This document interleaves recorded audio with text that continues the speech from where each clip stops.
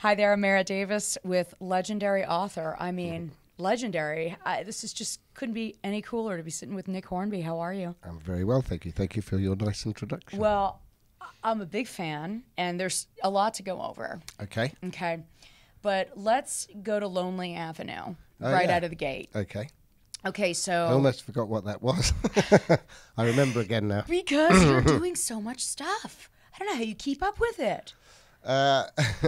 Well, a lot of it gets started a long time ago, and things take a lot longer than people realise. Like, you know, I had a movie out last year. Well, that took 5 years. The album is probably a couple of years. A book's a couple of years. You start things at various times, and it seems as though you're doing a lot, but most of the time you're on your own in a room. So you have to remember, like, okay, what am I promoting now?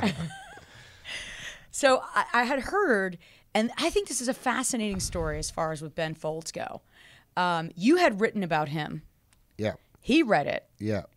And you somehow end up together. Can you tell us a little bit? Because the record is your lyrics and his music. Yeah. Well, I wrote an essay about Ben in a book called Songbook that came out about, I guess, 7 years ago, 8 years ago, something like that. And I wrote an essay about his song Smoke, which I love, and it's a beautiful song, but I paid particular attention to the lyric. It's got a great lyric. And then I had an email from Ben saying, thank you so much for your kind words, and I didn't write that.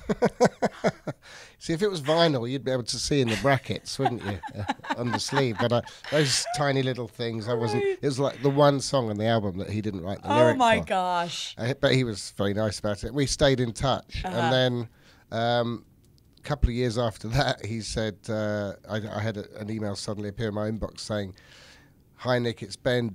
You want to write a song for William Shatner?" And how can you not want to write a song for William Shatner? It's pretty hard to say no to that. Yeah. Yeah. Because there's a lot to be written about him. So I wrote a song for this crazy William Shatner album that Ben produced called Has Been.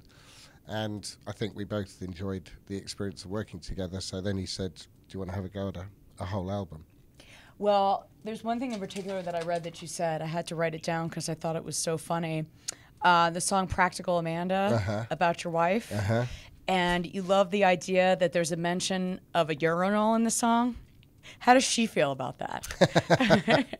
Yeah, it's very first verse. A love song to my wife with the word urinal in it. At least it urinal. At least it sounds nicer in English. Urinal. I guess so, but at least it wasn't like urinal cake or something like that. No, you see, that's maybe a good the next idea. record. Okay. I wasn't clever enough to think of urinal cake. So what does she think? Well, I mean, she understands the song. The song is supposed to be about how I'm the creative one and she's the practical one. She's a producer. She's a movie producer, and she's really, really good at everything involved with that. And she basically designed our house. It was an office block pretty much, and she turned it into a home. And so it was just about the enormity of the project that she took on. There are bedrooms now where urinals used to be. And then I took this as a metaphor for the enormity of the job she'd actually taken on with me as well. Some old wreck that she decided actually was worth saving. Yeah. So it was your urinal love letter. My urinal love letter, yeah. Okay. I actually have some questions from the audience. We put this out on Facebook, and a lot of people were asking about if Levi Johnston actually knows about Levi Johnston Blues. We don't know, actually. We haven't heard from him or his lawyers yet. I mean, that was an interesting song, I think, because that was the first one we did, and right after Ben had asked me to write some lyrics, and I was using some old short stories and things like that, but at the same time I was looking at the Republican convention, and I just thought it was an amazing story. This kid who'd made this mistake, as some teenage boys do, and then suddenly he's in this suit in front of the world, looking not very comfortable. Not ready for it at all. Not ready for it at all. And then when I started delving around on the internet, he had this MySpace page, which was taken down pretty quickly, but everybody had an image capture of it, so it was all over the internet. And the chorus of the song, which I can't repeat to you, no, I'm afraid, you can't. came directly from his MySpace page. All those words are Levi's actual. I mean, he words. gave you so much good He material. gave me a lot of good material. I mean, that was just too easy. Yeah, but I liked the I suppose the tension between the bravado of that MySpace page, because it was all about, you know, I'm a guy and I'm going to do this and I'm going to do and that. I'm into hunting and watch out for me. Watch out for me. That's a good way of putting it. Yeah.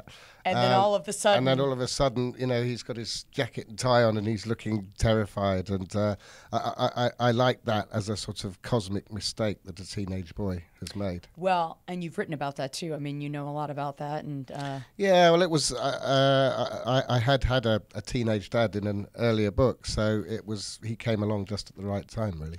Well, your latest book, which just came out on paperback, Juliet Naked, which you're going to be doing your event on tonight, but it does deal with a fan reaching out to a musician they're really into, or a former.